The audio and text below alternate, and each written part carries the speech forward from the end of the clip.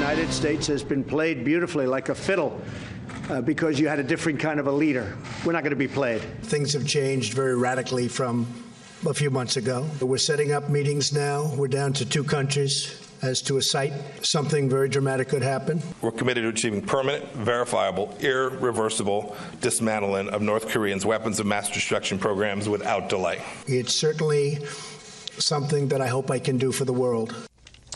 Well, it was a big moment with the 2 leaders, North Korea's leader, Kim Jong-un, and South Korea's president, coming to the DMZ, the area that we've seen before, between the 2 countries, stepping over into each other's territory and talking, laying the groundwork for possible peace and also laying the groundwork for President Trump's meeting with Kim Jong-un. This follows, obviously, the CIA Director Mike Pompeo's visit to North Korea over Easter weekend, and a picture of him shaking hands with the North Korean leader. What about this? We'll start there. A lot to cover today with this news conference at the White House. Let's bring in our panel. Byron York, political correspondent, chief political correspondent for the Washington Examiner. A.B. Stoddard, associate editor at Real Clear Politics and host of No Labels Radio on SiriusXM. And Jason Riley, Wall Street Journal columnist and senior fellow at the Manhattan Institute. Jason, your thoughts on what we heard from the president today? Well, I didn't see a lot of warmth there between Angela Merkel and Donald Trump. Still a little bit of a frosty. It's a little different than the France visit. A little different, but interestingly, I think both France and Germany want something similar here. They don't. They're wary of the U.S. pulling out of the Iran deal. They don't like Trump's talks of tariffs on imports of aluminum and steel, so they're trying to get him to scale that back, or at least give them exemptions on that front. So you see some similarities there. But what I saw is some very strong language out of Donald Trump, particularly with regard to Iran and how he is going to make sure that we provide a deterrence to them acquiring nuclear weapons. And France seemed a little more open to that. Macron seemed a little more open to that, particularly when it comes to things like sunset provisions that we're concerned about, or inspections, where we can go. He seems open to at least making another deal that addresses some of these concerns. I'm not sure if Merkel is quite there yet. On Korea, the president tweeting a furious year of missile launches, nuclear testing, historic meeting between the North and South now taking place. Good things are happening. Only time will tell. Korean War to end. The United States and all of its great people should be very proud of what's now taking place in Korea. Please do not forget the great help that my good friend President Xi of China has given to the United States, particularly at the border of North Korea. Without him, it would have been a much longer, tougher process. I mean, they're laying the groundwork here for something really significant. Yeah, I mean, look, this is all good news, and the president deserves all the credit for whatever he has done to push the Chinese to the table in terms of enforcement, and of course to get the sanctions passed, this very tough sanctions through the UN that are obviously inflicting pain on the regime in North Korea. The meeting last night, you know, it was not unprecedented that these 2 sides would talk, but the actual physical meeting and everything bodes very well. They didn't get specific. They didn't promise to end the Korean War.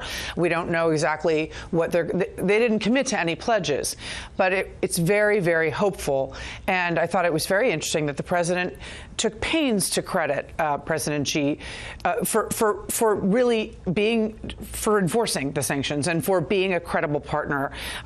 I think the South Koreans and the North Koreans, obviously the North Koreans would like to separate us from the Chinese and the South Koreans. The Japanese are very skeptical. There's an entirely possible scenario in which he has developed his nuclear weapons program so far that he can get to the table and say, guess what? It's been great meeting with you. I might talk to you about a freeze in exchange for some things, but I'm not going to dismantle. At which point, this president says, Byron, he's going to walk away. Right. Doesn't do that. Yes, but I mean, this atmosphere is just an incredible change from the threats we were seeing being exchanged not very long ago. And you have to have all of the caveats. Kim can't be trusted. There have been these North-South agreements before that never went anywhere. And the U.S. has to make sure it always rewards only actions, never rewards promises. But on the other hand, this is a big deal, and there's one person who is more responsible than anybody else for it, and that is President Trump. It's the sanctions and also this attitude of I just might be crazy enough to do something that seems to have made something happen. Sure, but Byron's right. We've had North-South agreements before. We've had these summits before. We've had these joint declarations before. The fact of the matter is the North Korean Constitution calls for the end of South Korea. It has since 1953. It still does. We have no specifics on that. We have nothing on human rights here. The most reassuring thing I've heard, though, is what you just referred to. President Trump says he is willing to walk away. I hope that the president doesn't feel if he gets into this room or into these meetings, I've got to cut a deal or I'll look like a failure. No. Unless you're going to get something substantive, I hope he is just willing to walk away, because the North Koreans cannot be trusted. Here's the president today on the House Intel report. He was happy about it. It says no collusion on this Russia investigation. I was very honored by the report. It was totally conclusive. There was no collusion with Russia, if you can believe this one. She probably can't believe it. Who can? The committee did not use its subpoena power for bank records, for phone records. It's basically a kindergarten report. It was a light once-over. So obviously Democrats, Byron, not happy with the report. The findings, the pattern of Russian attacks, cyber attacks meet both the U.S. and Europe. None of the interviewed witnesses provide evidence of collusion, coordination, or conspiracy between the Trump campaign and Russia. Opposition research on Trump makes its way from Russian sources to the Clinton campaign. Problematic contacts between senior intelligence community officials and the media. I do want to play this. One of the other things that comes out of it is about Mike Flynn, and I asked Jim Comey about that. Did you tell lawmakers that FBI agents didn't believe former National Security Advisor Michael Flynn was lying intentionally to investigators? No. You did not. And I saw that in the media. I don't know what. Maybe someone misunderstood something I said. I didn't believe that and didn't say that. If he does not remember telling Congress that his agents told him they didn't think Flynn was lying, then he needs to get his lawyers to go back and look at the transcript.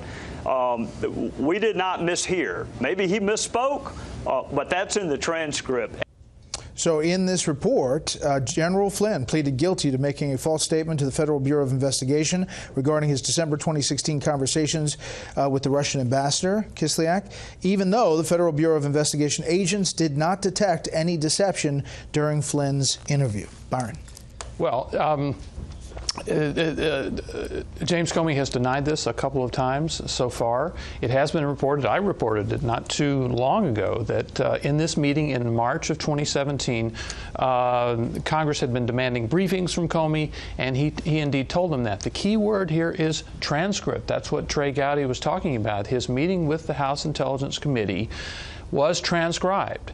And you have to think that it's probably in this report that just got released today. If anybody's looked at this report, there's big black sections of things that are redacted.